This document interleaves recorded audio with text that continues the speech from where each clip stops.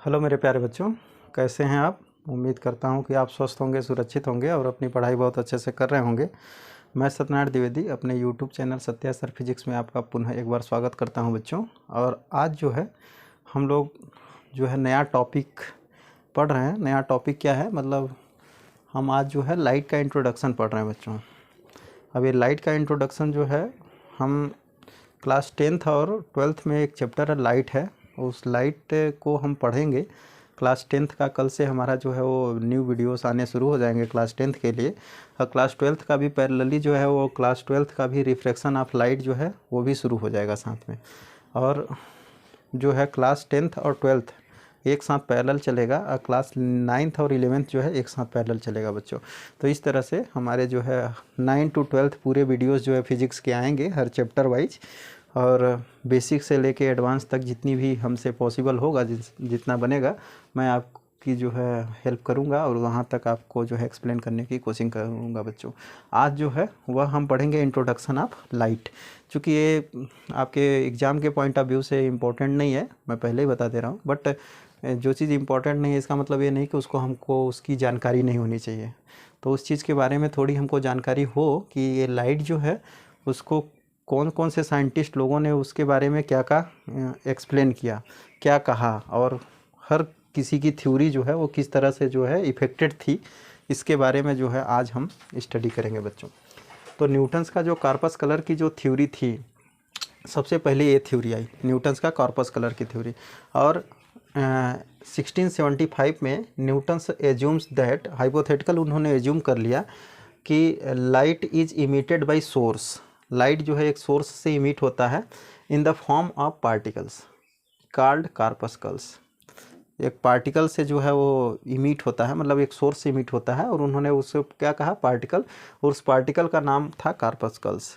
कॉर्पस्कल्स जो है एक पार्टिकल, जो उन्होंने कहा कि उस पार्टिकल को कॉर्पस्कल्स कहा जाता है on the basis of some hypothetical assumptions. इस हाइपोथेटिकल एजम्पशंस के आधार पर जो है यह थ्योरी, इस थ्योरी को जो है सक्सेसफुल, इससे क्या एक्सप्लेन हो गया, इनकी थ्योरी से एक्सप्लेन हो गया क्या, रिफ्लेक्शन और रिफ्रैक्शन जैसे जो लाइट के फिनोमेनास थे, फिनोमेनास ऑफ लाइट जो थे, रिफ्लेक्शन एंड रिफ्लेक्शन, वह इस थ्योरी से एक्सप्लेन हो गया। कौन सी थ्योरी से, कि लाइट को क्या मान के, लाइट को जो है कॉर्पस्कल्स मान के, पार्टिकल्स जो थे उनको कॉर्पस्कल्स मान के जो है ये थ्योरी जो है एक्सप्लेन हुई। रिफ्लेक्शन और रिफ्रैक्शन जो है न्यूटन्स ने एक्सप्लेन कर दिया। लेकिन इनकी सबसे बड़ी डीमेरिट ये थी कि बच्चों ने, इन्होंने ना लाइट को, जो लाइट होती है वह डेंसर मीडियम में जो है उसकी स्पीड कम होती है, लेकिन इन्होंने क्या कहा कि Newton's also explain the speed of light in a denser medium is larger.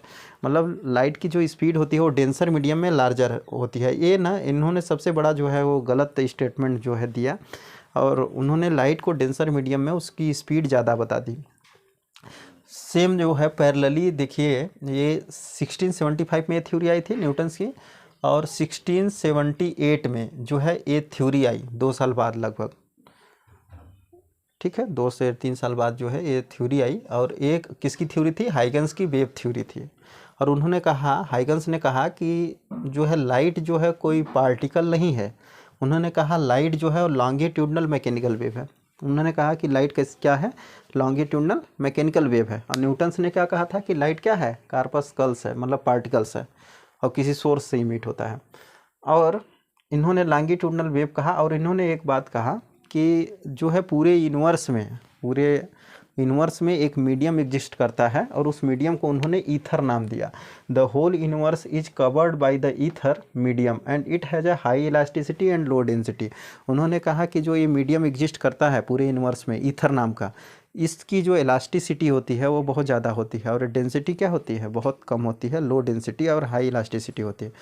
और उसी समय चूँकि दोनों थ्योरी पैरेलल आई थी, 2 साल के बीच के गैप में आया था, लेकिन इनकी थ्योरी का ना कोई इम्पोर्टेंस था नहीं। क्यों, क्योंकि न्यूटन्स जो थे वो साइंटिस्ट, फेमस साइंटिस्ट थे, और जो लोग फेमस होते हैं उनकी बातों पर ज़्यादा लोग बिलीव करते हैं, ये सत्य है। तो न्यूटन्स की थ्योरी पर लोग जो है बिलीव कर लिए और इनकी थ्योरी को लगभग पढ़ते रहे। इनकी थ्योरी बस आई, लेकिन ये थ्योरी पर कोई जो है ध्यान नहीं दिया। सॉरी बच्चों। तो ये जो थ्योरी थी, इस थ्योरी से लॉन्गिट्यूडनल मैकेनिकल वेव मान के, this theory could explain interference और डिफ्रैक्शन। लाइट का जो इन रिफ्लेक्शन, इंटरफेरेंस और डिफ्रैक्शन, रिफ्लेक्शन तो प्रूफ हो ही गया, और साथ साथ इंटरफेरेंस और डिफ्रैक्शन भी प्रूफ हो गया, क्या मान के, लॉन्गिट्यूडनल मैकेनिकल वेव मान के। But could not explain polarisation, photo electric effect, Compton effect, इस तरह के जो इफेक्ट थे वह प्रूफ नहीं हो पाए इनकी थ्योरी से। फोटो इलेक्ट्रिक इफेक्ट था, कंपटोन इफेक्ट था, पोलराइजेशन था, ये सब जो है बच्चों एक्सप्लेन नहीं हुआ इनकी थ्योरी से, क्या मान के, electromagnetic wave, longitudinal mechanical wave मान के, सॉरी, जो है यह एक्सप्लेन नहीं हुआ। तो हुआ क्या, उसी समय जो है एक फोको नाम के साइंटिस्ट आए 1850 में, 1850 में फोको नाम के साइंटिस्ट आए, और उन्होंने जो है वो इसकी थ्योरी, जो न्यूटन की थ्योरी थी, और उनका जो स्टेटमेंट था कि डेंसर मीडियम में लाइट की स्पीड क्या होती है, लार्जर, उसको जो है एक्सपेरिमेंटली जो है वह प्रूव कर दिया कि speed of light in a denser medium is smaller. Light जो है कि स्पीड जो डेंसर मीडियम में होती है वह कम होती है, एक्सपेरिमेंटली प्रूफ हुआ। जब एक्सपेरिमेंटली ये प्रूफ आ गया, इनकी थ्योरी फेल हो गई, तब लोग जो है इस थ्योरी से मूव करके हाइगन्स की वेव थ्योरी की तरफ आगे बढ़े, और महज जो है 10 साल लगभग पड़े इनकी थ्योरी को, न्यूटन्स की थ्योरी को। अब देखिए ये जो है डिस्कार्ड हुआ था 1850 में, 1850 में, और ये थ्योरी आई थी 1675 में। लगभग 175 साल के अप्रॉक्स में जो है इनकी थ्योरी जो है लोग पढ़ते रहे, और इनकी थ्योरी जब पढ़ते रहे और वो गलत थ्योरी को लोग पढ़ते रहे, और इनकी थ्योरी का कोई इंपॉर्टेंस नहीं था, लेकिन जब ये डिस्कार्ड हुआ तो इनकी थ्योरी को लोग पढ़े, 10 साल लगभग पढ़े, क्योंकि पैरेलली जो है इन मैक्सवेल की थ्योरी आ गई 1873 में। 1850 में डिस्कार्ड हुई, उसके बाद 1850 से लेकर 1873 के बीच में इनकी थ्योरी जो है चली, और इनकी थ्योरी को लोग पढ़े कि लाइट क्या है, लॉन्गिट्यूडनल मैकेनिकल वेव है, इसको पढ़ते रहे, और ये भी मान लिए कि जो है ईथर जैसे जो है वो मीडियम एग्जिस्ट करता है। लेकिन क्या एक्सप्लेन नहीं हो पाया था इनकी थ्योरी से, पोलराइजेशन नहीं हो पाया था, photo electric effect, Compton effect, Raman effect, इस तरह के जो इफेक्ट थे वह जो है वह एक्सप्लेन नहीं हुए थे। इस तरह के जो लाइट के प्रॉपर्टीज़ थी, जो है फिनोमेनास थे, वो एक्सप्लेन नहीं हुए। तो हुआ क्या कि माइकलसन मोर्ले का एक्सपेरिमेंट आया हुआ, और उन्होंने कि डिस्प्रूव किया क्या, कि एग्जिस्टेंस ऑफ ईथर, ईथर का जो है कोई एग्जिस्टेंस नहीं है। जो ईथर जैसे आप एग्जिस्टेंस बता रहे थे हाइगन्स ने, वो जो है किसने डिस्प्रूव कर दिया, माइकलसन मोर्ले ने डिस्प्रूव किया इसको, कि एक्चुअल में जो है ईथर जैसे कोई जो है वह मीडियम एग्जिस्ट नहीं करता है हमारे यूनिवर्स में।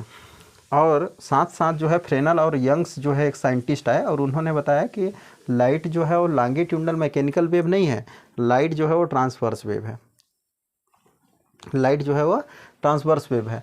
और जब मैक्सवेल आए 1873 में, तो उन्होंने कहा कि light is not a mechanical, light जो है कोई मैकेनिकल वेव नहीं है। और लाइट जो है वह क्या कहा उन्होंने, कि लाइट जो है वह क्या है, इलेक्ट्रोमैग्नेटिक वेव है, light is a electromagnetic wave, mechanical wave नहीं है। इन्होंने डिस्कार्ड किया कि लाइट जो है मैकेनिकल नहीं है, इलेक्ट्रोमैग्नेटिक वेव है। ये थ्योरी इनकी थी, थ्योरी के आधार पर उन्होंने बताया था। तो light propagates as a electric and magnetic field oscillation, और उन्होंने कहा कि लाइट जो है जो जनरेट होती है वो इलेक्ट्रिक फील्ड और मैग्नेटिक फील्ड के ऑक्सीलेशन से जो है प्रोड्यूस होती है।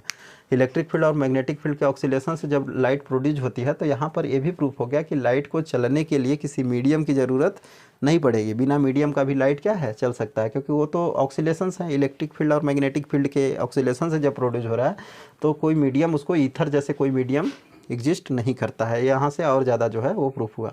और हर्ट्ज जो साइंटिस्ट थे, उन्होंने एक्सपेरिमेंटली इसको वेरीफाइड भी कर दिया कि एक्चुअल में लाइट जो है वो इलेक्ट्रोमैग्नेटिक वेव ही है, और इलेक्ट्रोमैग्नेटिक वेव को एक्सपेरिमेंटली किसने प्रूव कर दिया, हर्ट्ज ने वेरीफाइड कर दिया।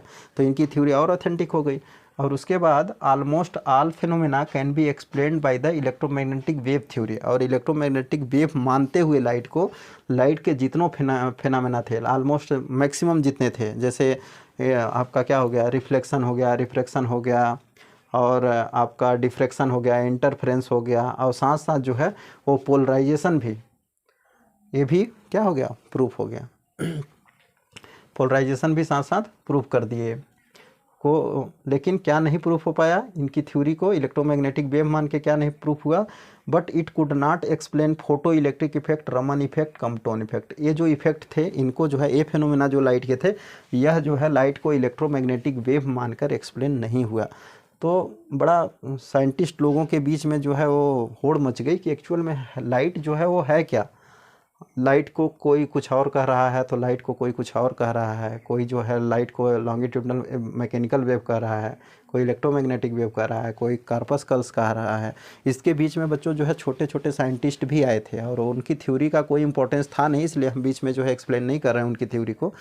लेकिन बहुत सारे ऐसे साइंटिस्ट थे जो लाइट को बहुत सारा थ्योरी दे के गए लाइट के ऊपर, लेकिन उनकी थ्योरी को लोग पढ़े नहीं। जिनकी थ्योरी को थोड़ा सा इंपॉर्टेंस मिला हम उन्हीं की बात कर रहे हैं। अब हुआ क्या कि जब ये एक्सप्लेन नहीं हो पाया तो प्लैंक की क्वांटम थ्योरी के आधार पर आइंस्टाइन ने जो है एक थ्योरी लाई, मतलब with the help of a Planck quantum theory Albert Einstein explain that light is a photon. Light क्या है? फोटान है, क्वांटा के फॉर्म में जो है वो निकलता है। लाइट कुछ नहीं, लाइट वो जो है वो फोटान्स है, पैकेट सा बंडल के फॉर्म में इमिट होता है। और जो फोटान्स निकलता है उसकी एनर्जी एच न्यू के बराबर बताया कि जो लाइट फोटान है उस फोटान की एनर्जी कितनी होती है बच्चों? एच न्यू, जहाँ एच प्लैंक कांस्टेंट है और न्यू जो है उसकी फ्रीक्वेंसी है। एच प्लैंक कांस्टेंट है और न्यू उसकी क्या है? लाइट की जो है वो वेव्स जो है उसकी फ्रीक्वेंसी है। उन्होंने इस तरह से एक्सप्लेन किया और जब आइंस्टाइन ने इस चीज़ को एक्सप्लेन किया तो इसके आधार पर उनको जो है नोबेल प्राइज़ भी मिला था। और जो है लास्ट में जो है डुअल नेचर ऑफ थ्योरी आया। डुअल नेचर ऑफ थ्योरी जो है वो लुईस डी ब्रोगली की थ्योरी थी। और लुईस डी ब्रोगली जो आए उन्होंने कहा कि एक्चुअल में लाइट जो है ना, ये चूँकि लुईस डी ब्रोगली सबसे बड़ा इंटरेस्टिंग बात ये है कि डुअल नेचर जो थ्योरी आई लुईस डी ब्रोगली की, वो जो है फिजिक्स से रिलेटेड उनका कोई सब्जेक्ट नहीं था। वो चूँकि हिस्ट्री के मतलब बीए उनकी हिस्ट्री से थी, बट इतनी ज़्यादा साइंटिस्ट लोग में जो है वो होड़ मची थी। कोई लाइट को पार्टिकल बोल रहा है, कोई लाइट को वेव बोल रहा है, कोई लाइट को इलेक्ट्रोमैग्नेटिक वेव बोल रहा है, कोई लॉन्गिट्यूडनल मैकेनिकल वेव बोल रहा है, कुछ भी बोल रहा है। तो इस तरह से जब अलग अलग तरह की थ्योरी आई तो उन्होंने इंटरेस्ट लगा कि एक्चुअल में हम देखें कि पढ़ें इसके बारे में कि एक्चुअल में लाइट क्या है, क्यों इतना साइंटिस्ट लोगों के बीच में जो है होड़ मची हुई है। तो डी ब्रोगली ने जब इस पर स्टडी किया तो उन्होंने बोला कि ये जो है लाइट जो है कुछ नहीं है, लाइट जो है एक तरह का जो है डुअल नेचर शो करता है। और जब डुअल नेचर शो करता है तो इसके पास दो तरह का प्रॉपर्टी है, एक पार्टिकल का और एक जो है वेव्स का। और वो डिपेंड करता है कि किस सिचुएशन में आप उसको जो है देख रहे हैं। जैसे कोई लाइट है बच्चों और वेव्स है, और उस वेव्स का जो वेवलेंथ है, उस वेवलेंथ से छोटे ऑब्स्टिकल से कोई टकराता है तो वेव्स नेचर शो करता है। अब जब कोई लाइट जो है वह अपने वेवलेंथ से बड़े लेंथ के साइज के ऑब्स्टिकल से जब वो टकराता है तो उस समय जो है वह रे नेचर शो करता है। तो रे और वेव कब किस सिचुएशन में शो करता है उसको तो हम आगे पढ़ेंगे, लेकिन जो है डी ब्रोगली ने इस थ्योरी को एक्सप्लेन कर दिया कि लाइट के पास चूँकि एक नेचर नहीं, लाइट के पास दो नेचर है, डुअल नेचर है लाइट के पास। इसलिए लोगों को कन्फ्यूजन होता रहा कि जब हम रे नेचर लेके रे नेचर की स्टडी करते थे तो उसमें हम कुछ प्रॉपर्टीज़ को एक्सप्लेन कर लेते थे, और जब वेव्स नेचर की लेके चले तो उसमें कुछ प्रॉपर्टी को एक्सप्लेन कर पाए। तो लेकिन जब इन्होंने प्रूफ किया कि लाइट जो है वो डुअल नेचर है, उसके बाद से जो है लाइट पर जो है जितनी भी थ्योरीज थी, जितने भी इसके इफ़ेक्ट थे, चाहे वो कम्पटोन इफेक्ट हो, चाहे रमन इफेक्ट हो, चाहे ये सब जो फिनोमेनास थे, वो सब जो है ये प्रूफ हो गए। और ये थ्योरी जो है यहाँ तक आकर जो है अभी हम इनकी थ्योरी ही पढ़ रहे हैं। डुअल नेचर पढ़ते हैं हम लाइट की, और प्लैंक की थ्योरी पढ़ते हैं, और लाइट को हम इलेक्ट्रोमैग्नेटिक वेव भी पढ़ते हैं। तो इस तरह से जो है ये इसकी थ्योरी थी, और इसके बताने के पीछे का इम्पोर्टेंस ये था बच्चों कि कोई भी टॉपिक जो है उसमें सर्च और रिसर्च करने के लिए बहुत सारी चीज़ें होती हैं। यदि उस थ्योरी में जैसे सपोज दैट कि न्यूटन्स की थ्योरी आई, यदि इनको डिस्कार्ड नहीं किया होता फोको ने तो इनकी थ्योरी को इम्पोर्टेंस नहीं मिलता। और जब ये साइंटिस्ट ने कुछ नया खोजा उसके बाद फिर भले फेल हुए, लेकिन कुछ नया मिल रहा इनके थ्योरी में। उसके बाद जो है मैक्सवेल की थ्योरी आई, डिस्कार्ड होती गई, थ्योरी आती गई। तो हम जो थ्योरी अभी पढ़ रहे हैं वो डी ब्रोगली का डुअल नेचर, लाइट के डुअल नेचर के बारे में पढ़ते हैं। तो क्लास 10th में जो बच्चों हैं ना वह पार्टिकल नेचर पढ़ेंगे हम, और क्लास 12th में जब हम पढ़ेंगे तो पार्टिकल और वेव दोनों नेचर के बारे में हम पढ़ेंगे। इसके आगे जब आप हायर एजुकेशन में जाते हैं, जैसे आप ग्रेजुएशन में जाते हैं, तो ये रमन इफेक्ट हो गया, कम्पटोन इफेक्ट हो गया, ये सब चीज़ें जो है वो बहुत ज़्यादा एक्सप्लेंड की हुई हैं और अच्छे से जो है पढ़ाया गया। क्योंकि जो फिजिक्स का एक ऑप्टिक्स एक ब्रांच ही है, और इस ऑप्टिक्स ब्रांच ये छोटा मोटा ब्रांच नहीं है बच्चों, इसके हम छोटे से पार्ट को पढ़ रहे हैं, हम एक छोटे से टॉपिक को पढ़ रहे हैं, रिफ्लेक्शन, रिफ्रैक्शन और ये इंटरफेरेंस डिफ्रैक्शन जो भी हम पढ़ेंगे क्लास 10th और 12th में, ये एक छोटा टॉपिक है, ये पूरा एक ब्रांच ही है फिजिक्स का। तो कल जो है, कल से हमारा जो है 10th का और 12th का लाइट जो है चैप्टर स्टार्ट हो जाएगा। आज के लिए इतना ही। आप, आई होप आपको ये जो है थ्योरी समझ में आई होगी। Thank you, have a nice day बच्चों।